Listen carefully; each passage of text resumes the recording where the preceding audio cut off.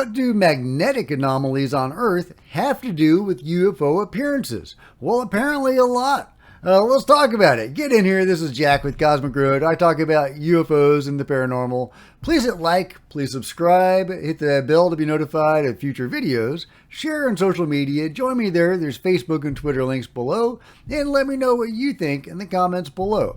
Okay, let's get into it. So this, again, is from the interview with Steve Mera on Jimmy Church's podcast. He does a great show. I listen to it as often as I can. He has a great guest and gets really great information.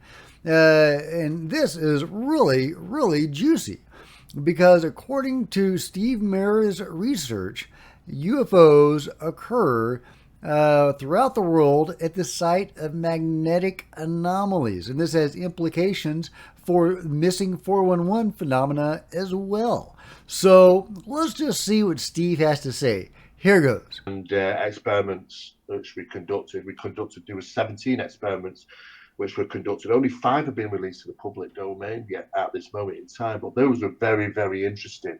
And there was an area that I was also introduced to the UFO phenomena. But, you know, I kind of exhausted everything I could do in the UFOs. I thought, well, you know, I want answers. Where do I go to get them? I used to think, oh, well, the books, the authors. And you read them, but you don't get the answers. You get more data.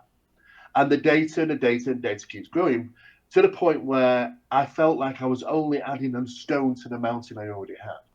And I thought, I want answers. How do we get them? How do we advance this subject? You know, public inquiries into the U.S., and we do need a new one, to be honest with Jimmy. Now we're starting to understand paranormal aspects and the metaphysical phenomena of stuff.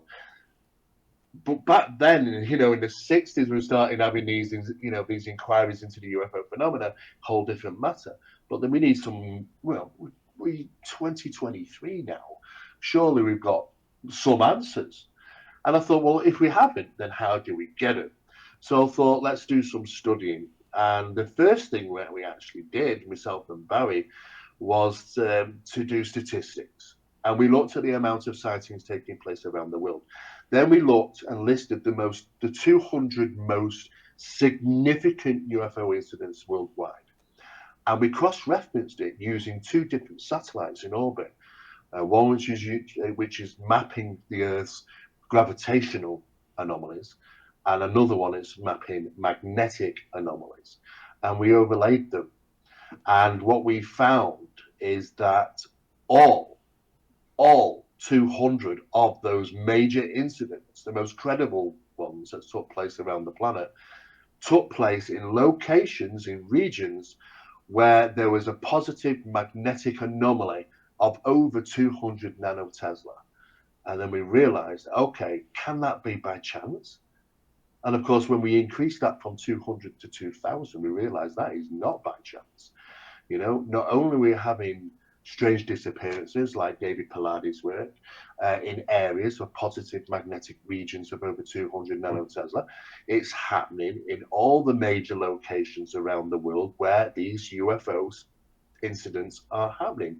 And we're not just talking, you know, seeing a light in the sky here. These are major cases. And I thought that can't be by chance. There's got to be something which is going on there. And that's what led us in to realizing that the UFO phenomena has a very, very strong association to geological and geophysical, the ground, the Earth itself, as opposed to the sky. You know, most UFOs are flying from one place to the other. You know, most of them are doing geological tests. They're firing beams of light down to the ground. You know, they're monitoring, obviously, everything that we're doing as well. But there's some strong connection, geological, geophysical here. Boom, there you go. UFOs occur at the site of magnetic anomalies. Of course, I have made numerous videos showing that UFOs appear all over, constantly, all the time. You know, go check out my videos about the dragons brought to us by the Leak Project. Brought to us through a researcher showcased on the Leak Project. And his research, his interpolations of videos, show that small UFOs will buzz any object over 150 feet. It doesn't have to be man-made, doesn't have to be a plane, it can be a bird or anything. They will buzz it.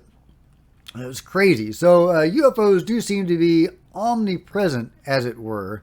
However, according to Steve Merr's research, they do seem to congregate, especially at these spots where there are magnetic anomalies.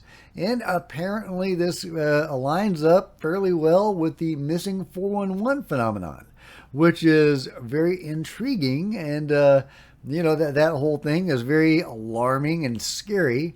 But it is clearly from a non-human source, so it would make sense that it would be affected by the same things that affect UFOs, or that it gravitates to the same sorts of things that UFOs gravitate to, because indeed they may be caused by UFOs.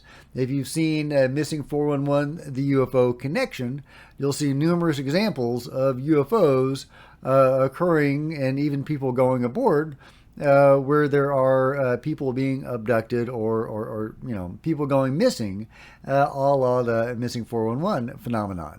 So, what does all this mean? What do magnetic anomalies have to do with anything? Are they drawing power somehow from it?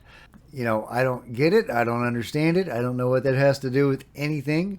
Does this have anything to do with, ley lines, or, the energy arteries of the earth that the pyramids and other structures are said to be built upon? I have no idea, guys. So let me know your thoughts in the comments below. I'll be really curious to see what you guys have to say, because I am searching for information on this. I really don't have much in the way of magnetic anomalies. I'm trying to put some pieces together here, but I got nothing, guys. What do you think? Why in the world would UFOs be attracted to magnetic anomalies, or possibly they need those for some reason to manifest?